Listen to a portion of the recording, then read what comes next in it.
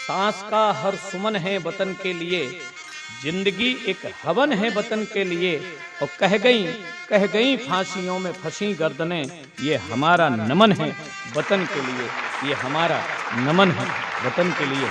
मित्रों, यदि आप स्वाधीनता दिवस पर भाषण देने जा रहे हैं तो हमारे इस वीडियो को आप अवश्य देखें, क्योंकि इस वीडियो में हम लेकर के आए हैं आपके लिए बहुत ही प्रेरणादायक और अनूठा जोशीला भाषण, जिसे सुनकर के आप अपनी स्क्रिप्ट तैयार करें। और इस तरह से यदि आप भाषण देंगे तो मैं आपको गारंटी देता हूं कि आपका भाषण बहुत सराहा जाएगा और पब्लिक चिल्लाएगी, once more once more once more. तो बिना किसी प्रस्तावना के हम सीधे आपको आदर्श भाषण की ओर ले चलते हैं। एक शायरी से शुरुआत करते हैं। तो बेशक इरादे बेजान हो जाएं, बेशक इरादे बेजान हो जाएं, चाहे आवाज बेजुबान हो जाए, और तुम देश हित को अपने उसूलों में रखना, तुम देश हित को अपने उसूलों में रखना, ताकि हमारा भारत महान हो जाए, हमारा भारत महान हो जाए। सर्वप्रथम आप सभी को स्वाधीनता दिवस की हार्दिक शुभकामनाएं। समारोह में उपस्थित माननीय अतिथि महोदय एवं मेरे प्रिय देशवासियों, उपस्थित भाइयों बहनों, विद्यार्थियों, शिक्षकों, सबसे पहले मैं आप सबको स्वाधीनता दिवस की शुभकामनाएं देता हूं और आपका अभिनंदन करता हूं।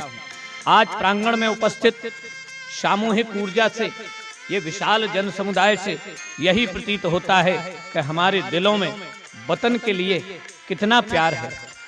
आज यहाँ एक लघु भारत के दर्शन हमारे लिए हो रहे हैं।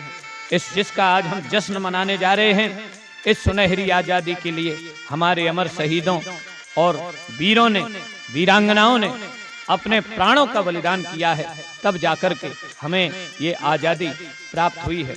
आजादी के बाद युवा पीढ़ी के पुरुषार्थ की बदौलत आज भारत ने हर क्षेत्र में विकास के शिखर को छुआ है। आज इस प्रांगण में उपस्थित युवा शक्ति से मैं एक दो बातें साझा करने के लिए आया हूं कि हम विवेकानंद के सपनों के भारत के वासी हैं। उन्होंने कहा था कि ये महत्वपूर्ण नहीं है कि हम कितने जिए, महत्वपूर्ण यह है कि हम कैसे जिए और किसके लिए जिए, महत्वपूर्ण ये है। अगर मैं पूछना चाहूं कि देश के विकास में कौन कौन अपना योगदान देना चाहता है, तो लगता है कि नई उम्र के सभी लोग अपना हाथ खड़ा कर देंगे। लेकिन देश के विकास में योगदान की शर्त क्या है, इस पर विचार करना बहुत जरूरी है। असल में जो व्यक्ति आत्मानुशासन और अपनी प्रतिभा और सद्व्यवहार से विकसित करते हुए स्वयं का विकास करता है, वही देश के विकास में योगदान दे सकता है। यह इतिहास रहा है, जो लोग विद्यार्थी जीवन से ही खुद को अनुशासित करते हैं वही महान सफलता हासिल करते हैं। और जिस देश के युवा सफलता की ऊंचाइयों को छूते हैं, वह देश स्वयं उन्नति के शिखर तक पहुंच जाता है। वह देश विकास के उत्कर्ष को स्वयं छू लेता है, और जापान इस बात का उदाहरण है।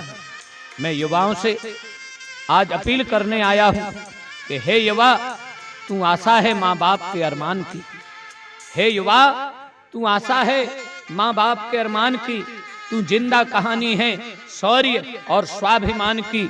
हे युवा, तू अपनी ताकत की पहचान कर, क्योंकि तू जीती जागती तस्वीर है पूरे हिंदुस्तान की, तू जीती जागती तस्वीर है पूरे हिंदुस्तान की। लेकिन मुझे बेहद पीड़ा और वेदना होती है जब मैं देखता हूं कि आज का युवा फेसबुक, व्हाट्सएप और इंस्टाग्राम के सेटिंग, चैटिंग और गैटिंग के माया जाल में फंसा नजर आता है।